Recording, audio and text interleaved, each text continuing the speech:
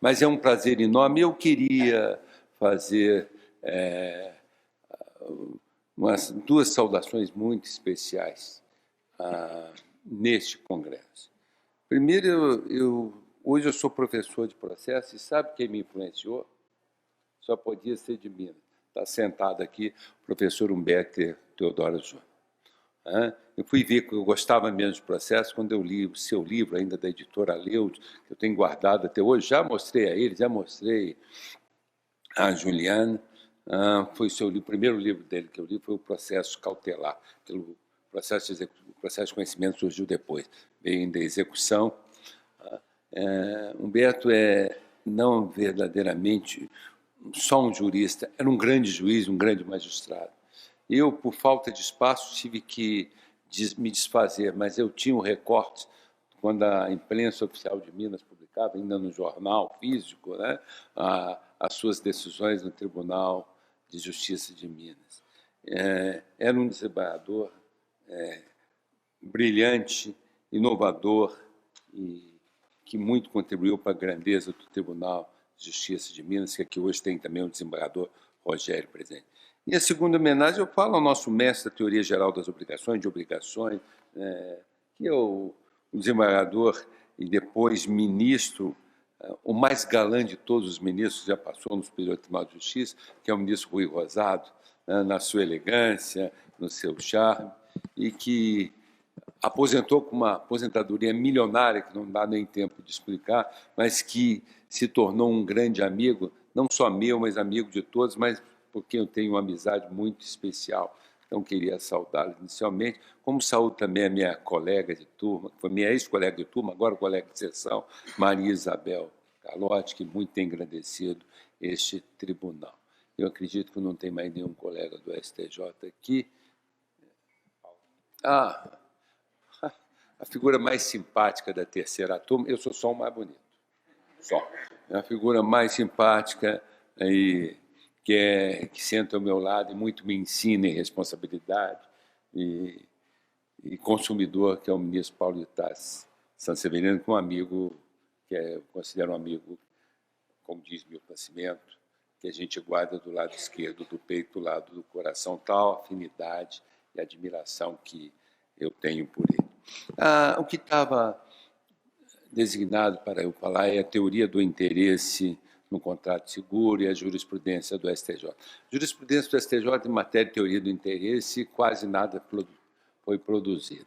Então, eu vou falar um pouquinho, uma pincelada, sobre o que nós entendemos pela teoria do interesse, ou interesse no contrato de seguro. Já o Código Civil de 1881, o Código Civil português, estabelecia que o contrato de seguro apenas seria válido se aquele para quem ou em nome de quem o seguro fosse feito tivesse interesse na coisa ou no objeto, objeto de seguro. Ou seja, sempre se estabeleceu no contrato de seguro uma relação, e só pode ser uma relação econômica, okay? Interesse econômico, ou que econômico se pode traduzir, eu posso ter uma estima, quero segurar aquilo por estima, mas eu tenho um interesse representativamente no plano econômico para poder segurar. Então, é preciso existir essa relação. Isso é muito bem acolhido no direito brasileiro, quando limita o seguro de dano a apenas ao valor da coisa. Eu não posso contratar 10 seguros de danos, porque eu propiciaria a lei não propicia, perdoe-me, o enriquecimento. Então, se eu posso fazer 10 seguros de vida, a indenização em matéria de seguro de dano é o valor objeto bem. Eu quero dizer que, na realidade, esse interesse, a doutrina tradicional sempre colocou como um requisito de validade do contrato de seguro.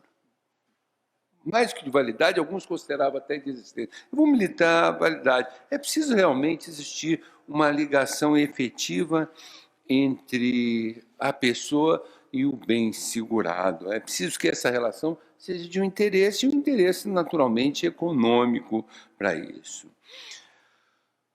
É exatamente essa relação de interesse que tem que existir, que brota no contrato, que emerge no contrato de seguro, que o diferencia do contrato de jogo, do contrato de jogo.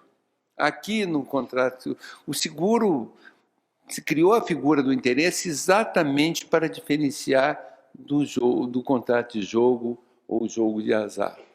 Então, o que caracteriza o seguro é exatamente a necessidade, não apenas da transferência do risco em se tratando de seguro de bem, porque no contrato de seguro de bem, o que se contrata, outra coisa não é, que é a transferência de risco. Mas, além dessa transferência de risco, é preciso que haja essa relação econômica entre quem vai receber a indenização e a coisa. De outro modo, nós estaríamos num autêntico contrato de jogo. A legislação já no sistema da common law evoluiu nesse sentido. Nós temos leis desde 1745, depois de 1774, regulando a necessidade da satisfação desse interesse. Esse interesse, evidentemente, há de ser lícito, precisa ser atual e legítimo, e há de ser aferido tanto no momento da contratação como no momento do sinistro.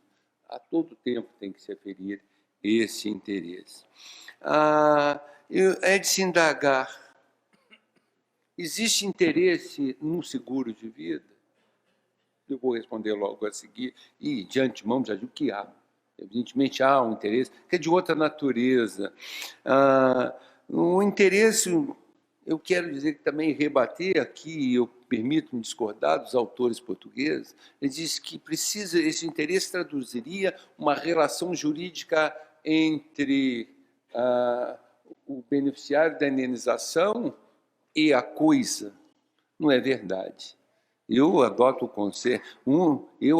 conceito de Pontes Miranda, eu só enxergo relação jurídica entre pessoas, seja jurídica, seja física. Eu não adoto a posição sufragada do nosso direito, que é minoritária, por Orlando Gomes, de que o interesse, que existiria uma relação jurídica entre o homem e o bem, como nos direitos reais, como no direito de propriedade. Ainda aí eu vejo que a relação jurídica estabelece entre o titular da propriedade, entre o proprietário, ou o titular do domínio, e o restante da sociedade, que tem a obrigação, todos os demais mesmo, têm um dever de se abster de perturbar a posse do legítimo titular, o uso e o gozo por parte do seu titular. Portanto, eu não adoto essa posição portuguesa e acho que ela não é nem necessária, né, para que se configure interesse. O que nós precisamos, eu prefiro me colocar não na posição de uma relação jurídica, mas num plano da situação jurídica, ou seja, o proprietário do bem, ele tem uma situação, uma posição que lhe permite, né, nessa relação jurídica erga omnes da propriedade, que se estabelece com todos os demais, ele tem uma posição que lhe permite tirar proveito, usufruir da utilidade da coisa. É outro foco que eu dou. Mas o que é importante é que a pessoa possa usufruir dessa coisa para poder ter legítimo interesse no seguro. Portanto, o que se pode configurar em síntese como interesse é a extração de utilidade da coisa. Se é possível extrair a utilidade da coisa, se há por parte de quem a detém, e não só se concede o seguro ao proprietário, mas de quem a detém ou de quem retira da coisa a utilidade. Eu estou com um carro de um amigo emprestado, lógico que eu tenho interesse no seguro para eliminar o risco em caso de acidente. Eu tenho o capital para devolver, ou comprar outro, ou indenizar o amigo que me emprestou o carro. No seguro de dano, o interesse se traduz, nos termos do artigo 778, pelo valor do dano, ou seja, o interesse limita a indenização ao valor do bem segurado, né? O limite do dano. E no seguro de pessoas, O seguro de pessoas, nós temos o acolhimento expresso da teoria do interesse no artigo 790, que diz: no seguro sobre a vida de outros, o proponente é obrigado a declarar, sob pena de falsidade, o seu interesse pela preservação da vida do segurado. Quer dizer, aqui a lei exige que eu declare o interesse na preservação. Decorre o interesse aqui de traduzir um sentimento afetivo numa quantia monetária, é verdade. Lógico que o artigo 790, pela sua redação, quando diz que tem que demonstrar o interesse na preservação da vida do segurado, já excluiu uma pessoa que jamais pode ser segurada pelo homem casado, a sogra. A sogra, realmente, pela literalidade do artigo 790, não fica bem segurado, porque se algum gerro disser que tem interesse na preservação da vida dela, nós vamos internar aqui como demente, porque não vai receber herança, e se ela for pobre e continuar viva, vai dar muita despesa. Você está rindo, você vai ser sogra daqui a um tempo. Eu falo isso, mas eu adoro a minha sogra. Sempre fico bravo com ela quando a vejo caminhando no passeio. Sempre digo, caminhe na rua, aí o carro não te atropela. E eu adoro a sogra da minha mulher. Também essa é uma sogra muito querida. O código também não poderia ser diferente, se tratando do interesse no seguro de vida, ele considera esse interesse presumido no caso de cônjuge, ascendente ou descendente do proponente.